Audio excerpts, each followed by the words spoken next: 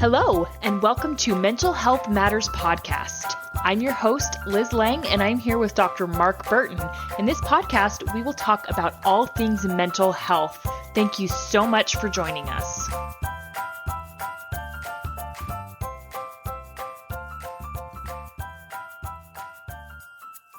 Hello, everyone. Liz Lang here, and this week I am back with Dr. Mark Burton, and we are continuing suicide awareness for the month of September. Last week, Dr. Adrienne Burton Denmark and I had a really good conversation about suicide prevention. And this week, Dr. Mark Burton and I are going to talk about what happens when suicide prevention didn't work. So we're going to speak about grief, and in particular in dealing with the grief of losing a loved one who ultimately committed suicide. So I will start by asking Dr. Burton a question about, is there a strong likelihood or any sort of likelihood of someone developing suicidal ideation after the death of a loved one who has committed suicide? And so statistically, the answer is yes, that there's an increased likelihood. And I don't know that we know exactly the reasons why. We can certainly make some guesses. I think that one, suicide, I don't think it's about necessarily, I don't want to live. I think it's more about, I don't want to have the pain that I'm in, and most often it's, some sort of emotional pain. So if you think about that, the death of a loved one is difficult, but with suicide, it's really complicated and it's more difficult. Right. And I think I don't want to say normalizes it, but within that family, it's like, okay, this person took this way out, so I can do it as well. I think it kind of opens the door more for that particular act, when previously before the suicide, it may not have been something that you would think about. It's also important to remember, I don't think you could say it's hereditary. It's not that. Right. That the common theme, or one of the more common themes, is there is almost always this element of profound depression, which is the emotional pain that the person is feeling. So, and that is hereditary. It's that piece right. that is more common. It doesn't mean, that person might also have that profound depression, but it doesn't mean, okay, my way out is to kill myself. But realistically speaking, it does increase the likelihood. So. Okay, right. Which makes sense in a way, because it almost builds up that tolerance that Adrienne and I talked about last week, particularly a tolerance people who have had multiple suicide attempts. And so if you're someone who's already struggling with suicidal ideation, and then someone commits suicide, I know it can be triggering for some people. It can be very, very triggering. So I think using that word is a really good word to use. I think it is triggering. Yeah. If you're struggling with the depression anyway, and someone else uses this as a way out, then it makes, it increases that likelihood that you might use that same way out. And it doesn't even necessarily have to be a loved one. I think we should point that out. Any suicide can hit you profoundly, particularly if it is someone who is maybe in a similar circumstance with you. For example, a peer, if a peer at school. Core worker, student. Yeah. And that, you bring up a really good point, Liz, in that I know that when, say, an adolescent in high school kills himself, then that becomes a big worry for the administration, and they typically bring in a lot of mental health workers for the other students, because you're right, having a peer do that then gets that in motion. These people start thinking about it. The other kids start thinking about it when they may not have. I think there was a problem with it in Harriman a few years ago. I don't remember a lot about it, but I think it was right there in Utah. I think I remember that. A couple of students. You're right. I can't remember the details, but I think that with adolescents, it's particularly difficult because they lack that ability to, have clear thinking anyway. And often they're pretty impulsive. Yeah. And those are two things that, you don't want to have then the suicide ideation as well. Mm-hmm. Which is why it's so important to talk about it and to bring awareness to suicide and break the stigma, as we like to say, because I would never want to say normalize suicide because that's absolutely the wrong word. Right. It's not a good word. No, but ending the stigma and maybe normalizing mental health could be a better way of going about it, that it's okay to not be okay. And right. one of the things that Adrian and I talked a lot about was the feeling of feeling stuck in a moment and like it's never going to end. And I think all teenagers at some point are going to go through that. Something tragic is going to happen and it feels like the end of the world. I remember going through it myself. And so I think it's very, very important to outreach when a suicide has happened. And if it's happened in your circle, check on your friends. Check in. Check in, ask them how they're doing, how they're feeling, how they're coping with it, getting together in groups as you feel comfortable doing it. I think those are all really, really important to coping after a suicide.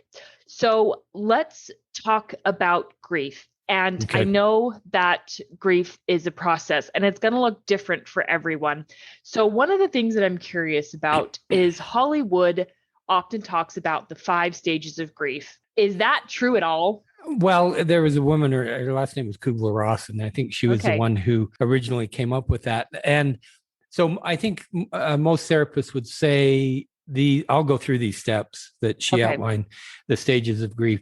It's too formulaic. It doesn't work that, as you mentioned, it doesn't work that way for everybody because the grief process is really very personal to each person. It's unique. But I think what was important is that she at least outlined, I would say, here are the possible steps of grief that you go through. And I think when she outlined these steps, it was like, here's what you do, to go through grief. And so people would say, oh, you haven't gone through this particular stage yet. And so I think it's just important to be aware of what the common stages would be or common emotion.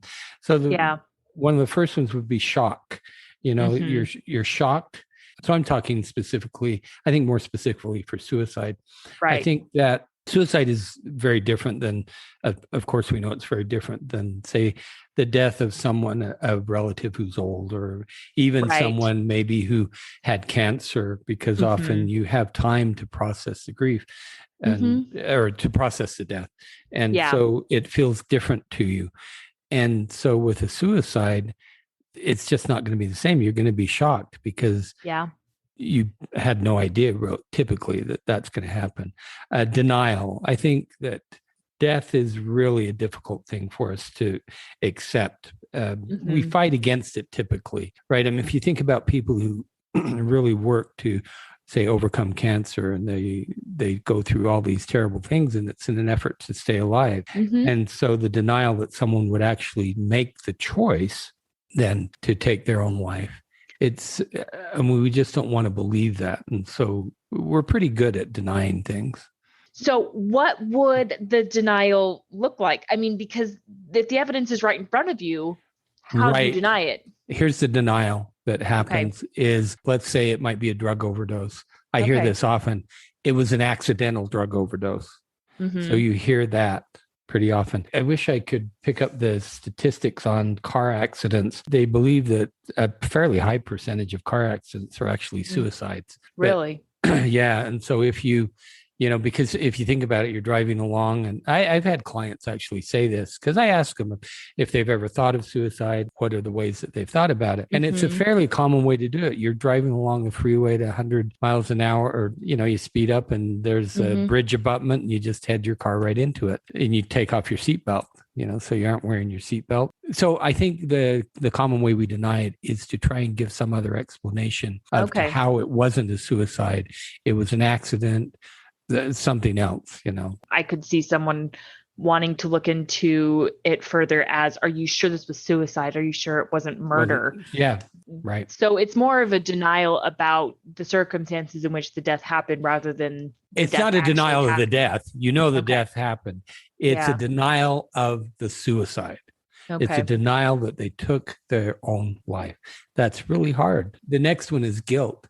It's the guilt that comes from, I could have done something to stop this, or I should have done something to stop this. And, we can always go back and say, if I'd done this, it wouldn't have happened. That's a really bad trap to fall into. But I think the guilt is one of the things that really sets that grief around suicide apart, from other death, because you aren't going to have that same guilt, because you probably would have been along with the cancer patient. You would have been on there, taking the doctor, going to the hospital, going through the treatments. You don't have that guilt.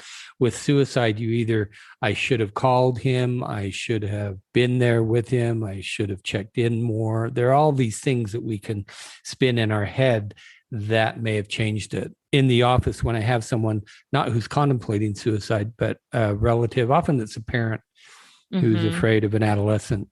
That's the biggest fear I think a parent has, is that their child will take their own life. But what I try and help them understand is, if the person wants to kill themselves, they'll find a way to do it.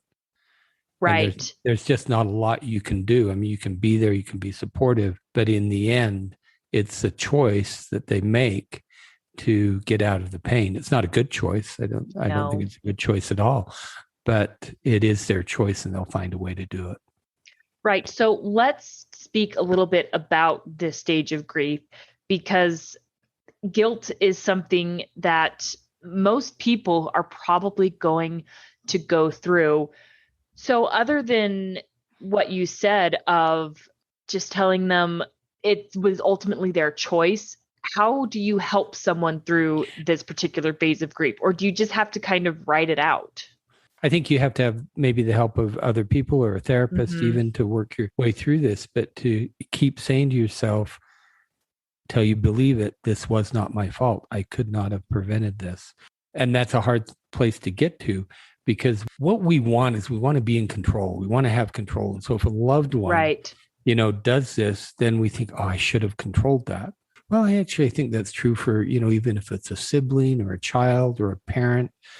I think it makes sense that we want to be able to be in control. And what we hate is to realize that the person we love has ultimate control on whether or not they take their life.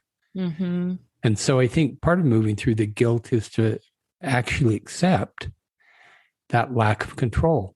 Now, that's hard for us in this case, but in a lot of different cases, we hate that. We hate not having control in our lives.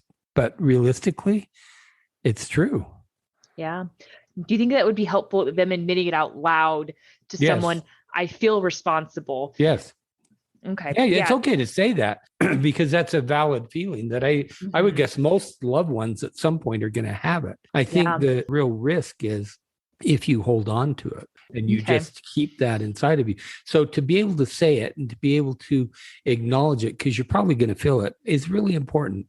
Get it out there, talk about it, so that you can eventually be able to move on and say, I didn't have control in this particular case.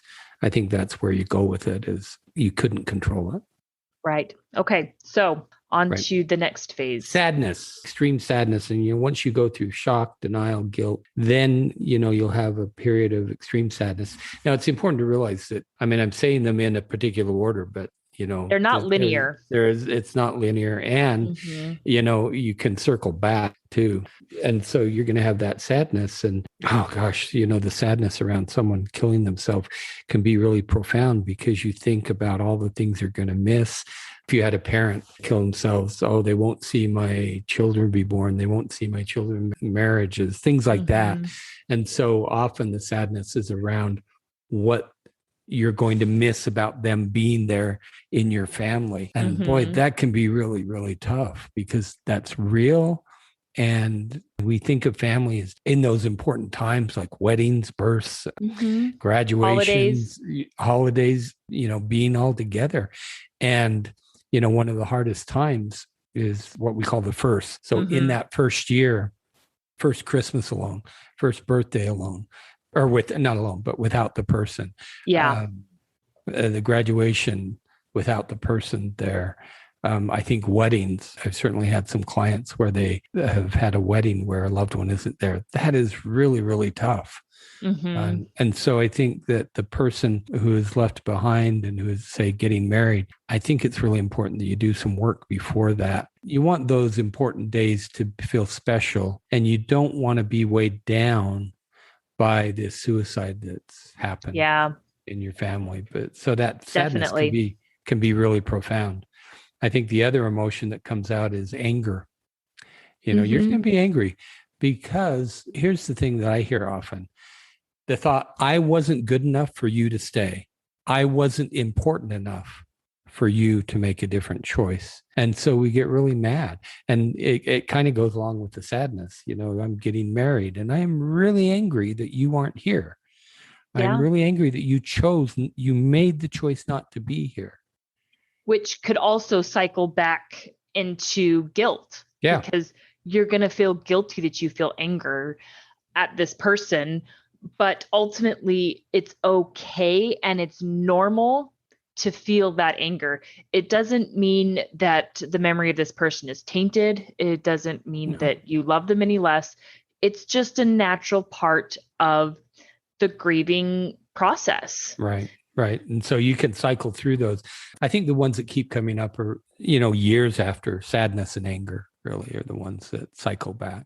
Right. And I've heard grief described as something that never really goes away, but something you just learn to accept and cope with. I don't think it goes away. I don't know that the death of a loved one, even a death from cancer, I don't know that you ever get over it because you miss the person. But I think even with a suicide, it's more difficult. So you don't get over it, but time passes. And the last step here, which is where you want to get to, is acceptance, which I think could be the end goal. That the acceptance that it's a tragic event. You couldn't have stopped it. It couldn't have been prevented or changed. And it's only with that acceptance that you can move on. But even if you've accepted it, I think there are times I called triggers. I think you used the word trigger before. And, you're going through life and maybe you turn on the radio and you may hear a song that was this person's favorite song. Well, that's going to be a trigger to start the cycle. And so it's not that you haven't had good acceptance. It's just there will be times when you'll go through and you'll be sad. This is the favorite song of, my sister who killed herself, or it might even be anger. Why aren't you here to enjoy the song? So you have to be aware that years down the road, there will be triggers. And so, right, you don't get over it. I don't see how you get over it or even why you should get over it. That's never made sense to me. I think it's more the acceptance that it's a tragic event. I couldn't have prevented it. And so I'm going to move on with my life. Yeah. And accepting that the grief is likely to come back, particularly if you're triggered like a song or at an occasion, at a major occasion, at a wedding or a birth or a birthday or some big celebration, you're likely to feel these emotions again because you're going to think of this person, and that's healthy and that's natural. Right. As human beings, we are genetically designed to want other people and to love and to bond and attach to people. And so relationships, it's what makes us happy. It really does. Yeah. Relationships are what make us happy. And when you lose a relationship with someone like that in such a definite way, it's okay to mourn and it's okay to always remember that person. It's a natural process. And like you said, we just have to get to that point of acceptance. Right. And so I was thinking at the start, I should have said this at the start, how I think this is a good thing to talk about for reasons that you've already outlined, to change the stigma that it's okay to be down and that we're here to help each other. And so I think talking about it is important. I think after the fact, so we're talking about what happens after someone you love has killed themselves. And so I think people are going to ask you, you're going to get the question, how did they die? And that's going to be hard. And I think it's really important not to lie, and we can talk briefly in a minute about children, but I think that you have to come up with a script is what I'd call it. Okay. And I suggest this actually for a lot of different issues that people face. But if you know you're going to get this question, which you will, an answer that you can go to pretty easily. Okay. I would use it every time you get asked the question. And if you don't want to talk about it after that, you say, I really don't want to talk about it, but this is what happened. Because sometimes people can be really inconsiderate and insensitive. And, they think, oh, I have the right to ask these really incredibly personal questions. You don't have to answer them. You don't have to stay present in the conversation. You can give the brief answer and say, I don't want to talk about it anymore. I think a difficult thing to navigate is how do you talk to children about this?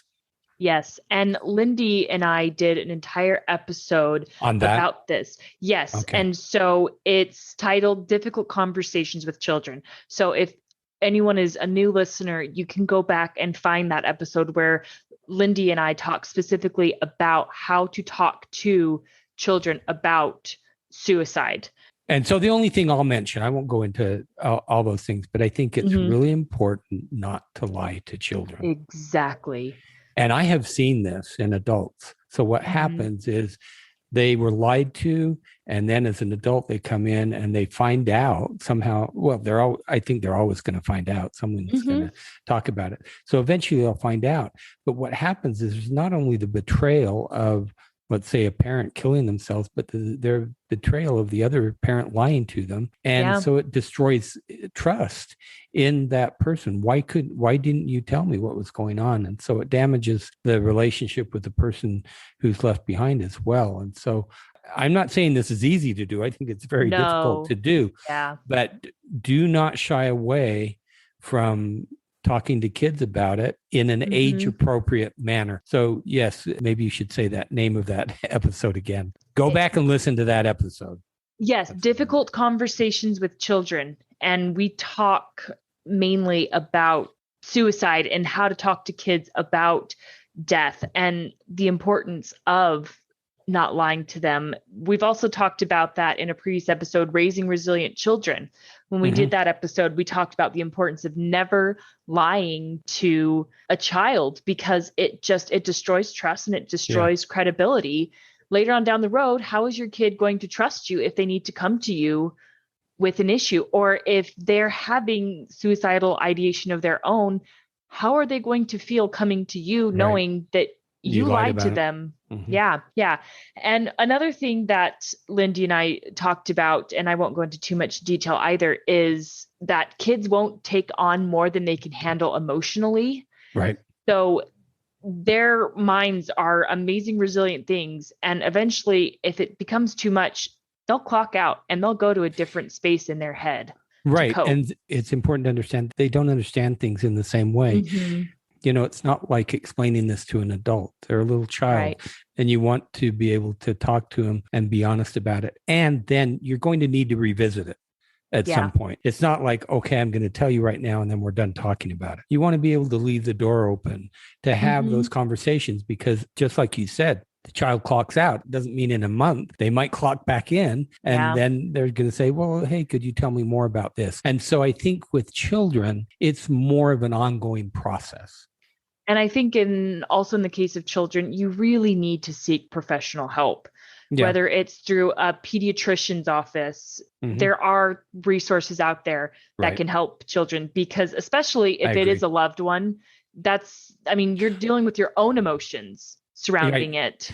That reminds me, let me mention then the sharing place, which I think I've mentioned before. And I would guess that there are similar organizations in other states. And so in Salt Lake City, it's called the Sharing Place, and it's a grief support center for children. And so they have they call it complicated grief. And so they have certainly what you call, uncomplicated grief groups for children. And then the complicated grief groups are those kids who have experienced a loved one killing themselves, sadly, or murder, things like that. Those are complicated. And so there are resources for children. And at least for me, I know the Sharing Place pretty well. They are excellent at what they do. Amazing people.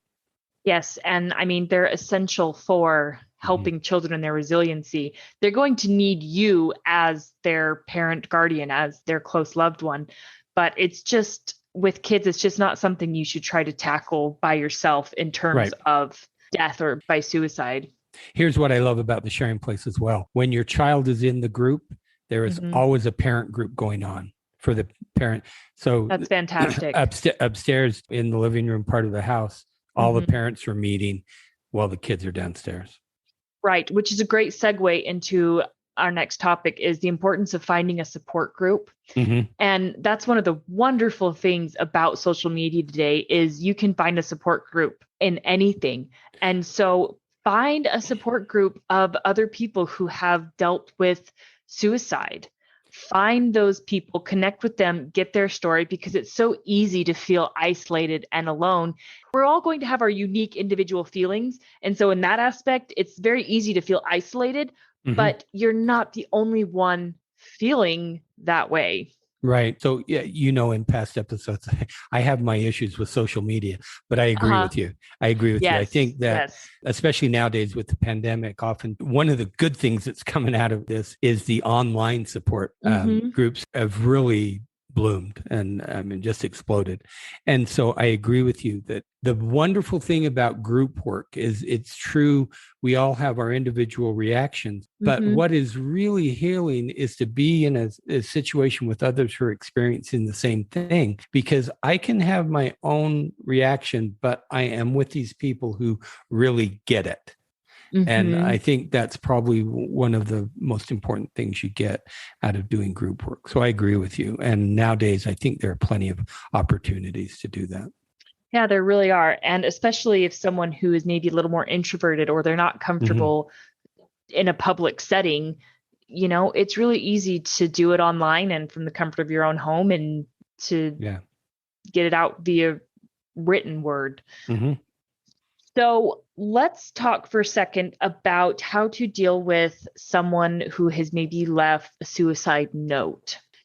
Do you think it's a good idea to save that note? Do you think it's a good idea to destroy that note? I mean, how do you handle that? So here's, because I've actually had some experience with this. I think one of the myths, this goes back to denial.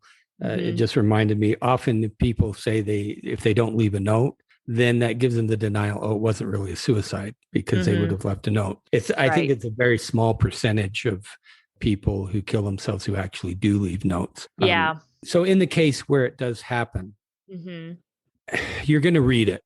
I don't think there's any way that you can't read it. Now, the problem is that sometimes that's going to add to the guilt, maybe even most often, because often the person might explain, here's the reason I'm doing this. And once that's out there, it's really hard for you to unread it. It's in your mind. And I know of a case specifically where it was a mother who killed herself and the children were adults. And she didn't say anything directly about the children, but it was implied that some of the choices the children were making was one of the reasons that she thought, I'm a bad mother. So,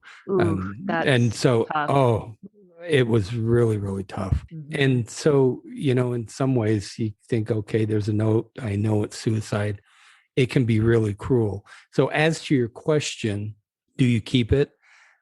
This is just my opinion. I don't know that it's the right one. I would say no. Yeah. I'd say you get rid of it because I think it inhibits that ability then to move on from the guilt. Because I think the temptation would be, even years down the road, you pull the note out and you read it again, and it just starts the whole process over. And so I think part of that process of moving on from the guilt and the anger and the sadness is you've probably got to get rid of that note. Which can be incredibly hard because that's their last form of communication. Words. Yeah, right. It's the last words of someone. So I would say maybe try to find something to replace it with. Find a recent picture or something where you feel like you want to dwell on that note. Dwell instead on this happy memory, because usually those are things you photograph are happy memories. Find something to replace it with. It's a really good point. And I think that even if there were not a note that was left, the part of that process of moving on is I think you have to shift eventually away from the anger to here are the good things I remember about this person. Mm-hmm. Just because they killed themselves does not negate all of the positive things that happened with them before. Exactly. And so if we then turn our gaze more towards here are the things that really had meaning while this person was alive, that I think is one of the things that helps us to move on. Right. So and it's not fair for us to judge someone who has committed suicide because you have no idea what that person is going through in that moment. And I mean, I think like we've talked about feeling anger that this person took their life, that's going to be a very normal process of the grieving. But it's so important to move past that because ultimately they were in immense pain. And I think, that's a really good point to bring up is that I think it's really tough for us, those of us who loved this person and who experienced them killing themselves, to understand the profound nature of their emotional pain. Yeah. Just incredibly difficult. And I think that's what, sometimes you'll get insensitive remarks from other people. And a lot of people, I think you mentioned this earlier, do not really understand how complicated suicide can be. And so the reasons for suicide, this is where our empathy comes in. Yeah. For someone to take their own life, I think that pain, that emotional pain has to be so profound. Right. And that person, even their memory deserves nothing but empathy from us. Yeah. And again, we're going to feel that anger towards them, and that's natural, and it's okay to feel that, but it's not okay to get stuck in that anger cycle. And talk about it. I agree. It's the first thing you said is that, talking about it should be more acceptable. And talking about mental health issues in general should be more acceptable in our culture. I think really it's changed from, say, 50 years ago, but we still have a ways to go with that. Yeah, I agree. I mean, when someone says they're not feeling well, you think, oh, there must be a physical symptom. No, sometimes they don't feel good mentally. Yeah. And that's just the same as if you do have a stomach ache. Yeah. It may not be physically present, but mental is physical. So, we do have, you're right, a long ways to go in mental health. And I know more and more companies are starting to provide just flat out mental health days. Yeah. Yeah. And that's a good thing. Well, I think Nike took a whole week off. Maybe you read that.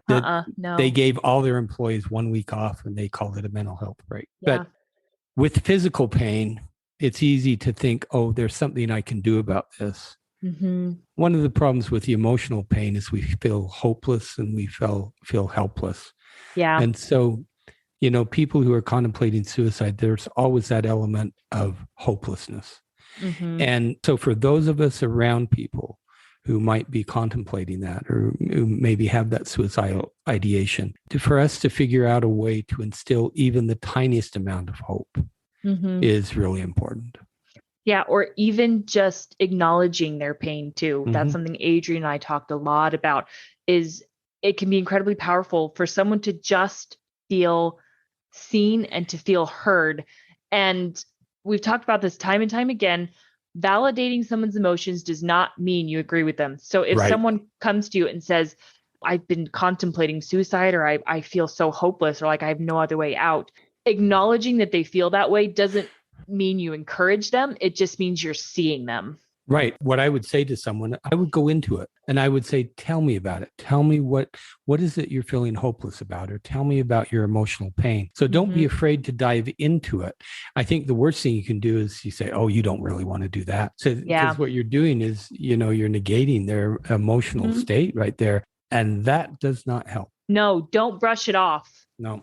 Encourage them to seek help, first of all, if possible. And like you said, ask follow-up questions. I mean, show an interest. Yes. Listen to them. Understand what their pain is about. It doesn't mean that you agree with it or that you can validate and you can understand it. And so I like the words you said.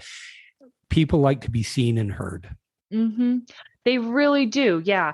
You don't even have to worry about saying the right thing, because the only right thing you have to say is, tell me more. And it might make you uncomfortable. It's okay to feel uncomfortable.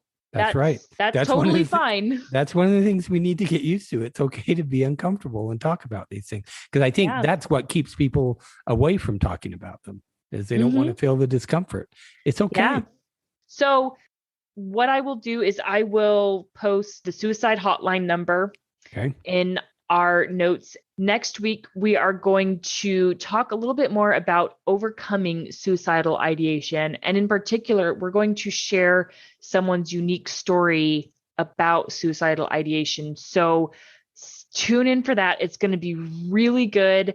And as always, please feel free to contact us and reach out. Dr. Burton and I are more than happy to be that person that listens. Yeah. So goodbye, everyone. Have a question for Dr. Burton? How about a topic you'd like us to cover? Send us an email at mentalhealthpod21@gmail.com. This podcast was produced and edited by Liz Lang. Music is by Audio Lounge.